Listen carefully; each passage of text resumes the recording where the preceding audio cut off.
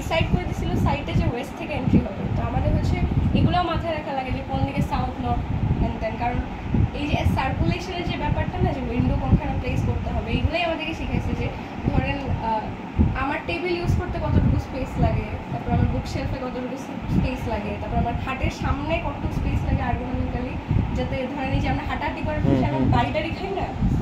তো হচ্ছে গিয়ে আমার হচ্ছে সাউথটা হচ্ছে এইদিকে, এই সাইডটা সাউথ, এইদিকে নর্থ ছিল।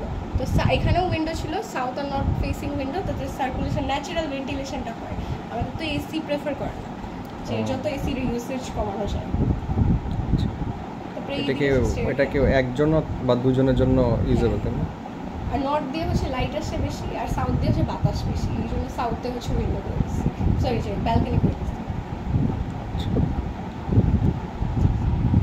আর কিচেন সবসময় আর কি প্রেফার করে ওয়েস্টে হচ্ছে গিয়ে কিচেন ওয়াশরুম এগুলো হচ্ছে প্রেফার করে, কারণ ওগুলোতে এইসব জায়গায় বেশি গরম থাকে, ওয়েস্ট থেকে বেশি গরম আসে।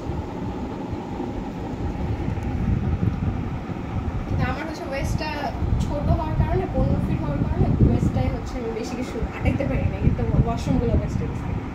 ও আর হচ্ছে ওয়াশরুম কিন্তু সবসময় উপর নিচ একসাথে দিতে হবে, কারণ পাইপটা একসাথে